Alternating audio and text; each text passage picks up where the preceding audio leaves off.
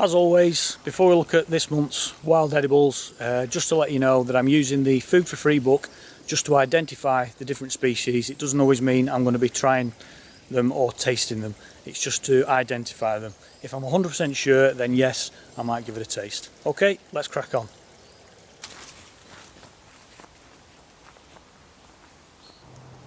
Okay, here we have the sloes, and according to the book, the Food for Free book, it says the best time to pick is immediately after the first frost. We had a frost last night, so now's the time to come out. So what I'll do is I'll pick some of these, and although they taste quite bitter, again back to the book, it says we can make sloe gin. So that's what we're going to have a go at.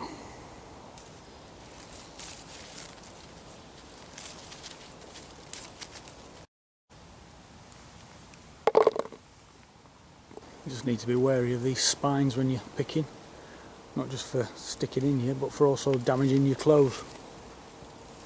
Right, okay, it does say in the book that you need about 500 grams of sloes to make a batch of sloe gin. So I've gone for 2. These tubs just happen to be 500 grams exactly. So I should have enough for 2 batches there. So we'll get these back and we'll start preparing them, ready for producing the sloe gin.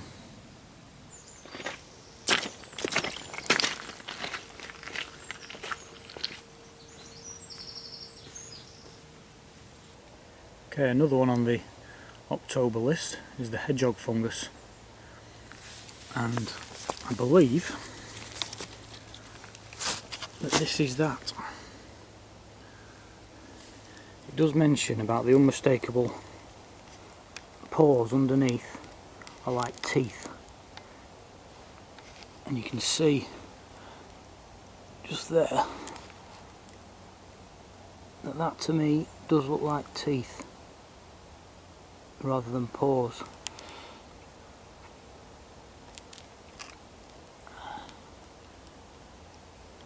You can see there, they're not like tiny holes, they're more like slits.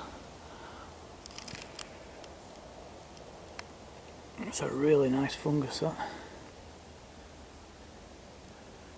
Just sat on that log there. There's always fungi on this log. That one's really nice. So yeah, I think that one is the hedgehog fungus, and it says you can blanch that one.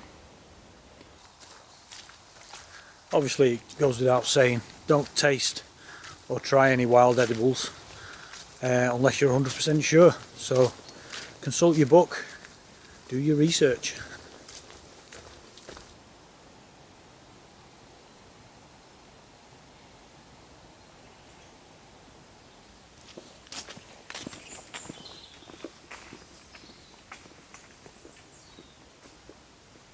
This is of course the much talked about ice lolly tree, which you don't see much of. It always amazes me how different forms of life find different places to thrive.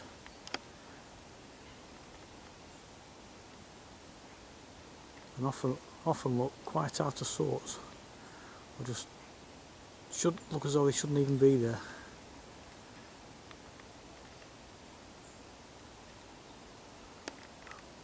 But that ivy there is obviously found the perfect sheltered spot.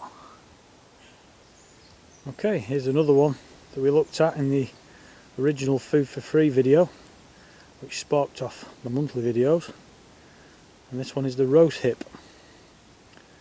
Quite distinctive, the sort of the star-shaped sort of end on it. These can be used for making syrup, rosehip syrup. There's the leaf, like a sawtooth leaf. and the actual sort of stems have those big thorns on, and the little tiny ones as well, so they can be quite deadly when you're picking the rose hips, so be careful when you're picking those.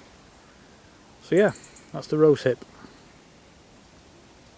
A lot of the different wild edibles transfer from month to month, like we're in October there, and you can see the hazelnut, and in November you still have the hazelnut down the bottom, and September still has the hazelnut. So you've plenty of time to pick those, as long as you get in before the squirrels.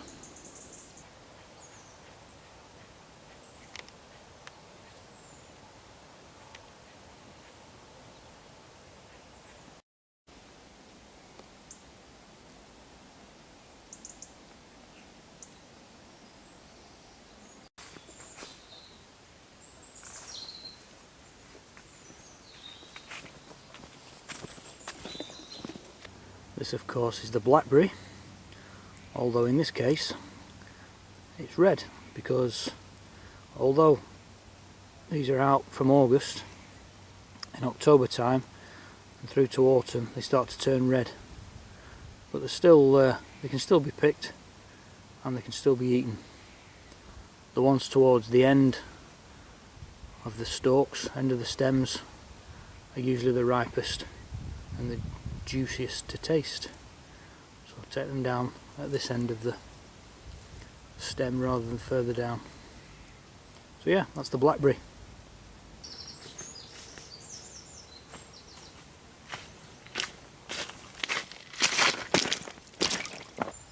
Right, this is the fruit of the sweet chestnut. It's very spiny, very spiky, and if you break them open, this one's a bit gone past its best, but you can see the nut inside. There's another one here.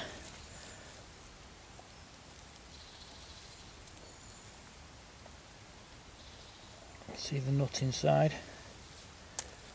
I'll show you a photograph of one of these slightly earlier on in the month, or towards the end of October now. I'll just show you the leaf of the sweet chestnut. You can see it has like a saw-toothed edge to it, so it's quite distinctive compared to the common horse chestnut.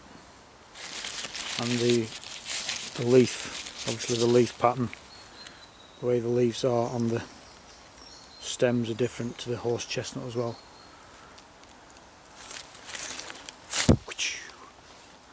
So yeah, that's the bark of the tree.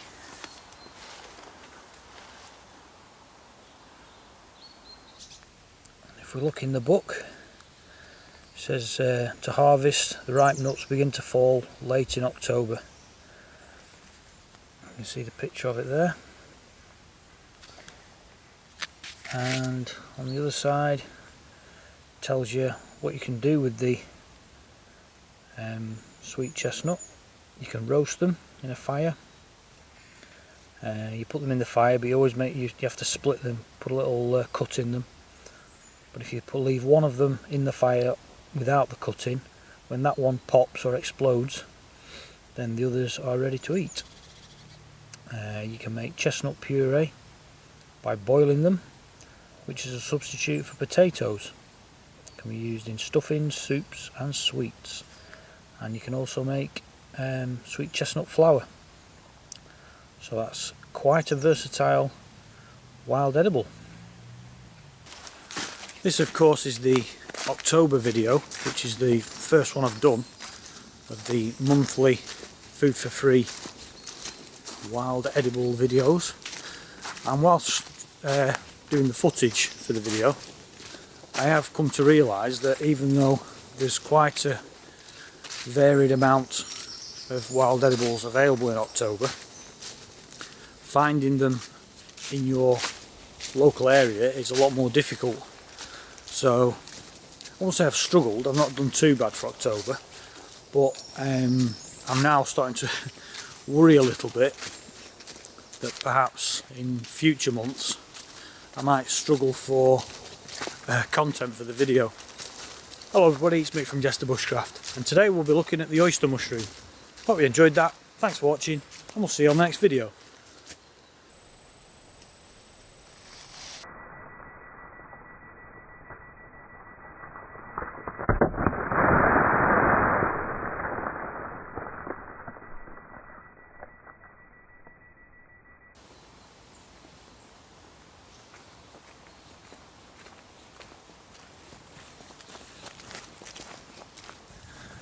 Okay, well, there's a selection of wild edibles for you to look out for in October using your Food for Free book.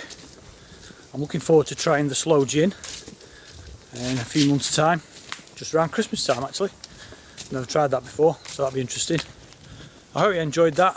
If you did, please remember to like and subscribe, and we'll see you on the next video.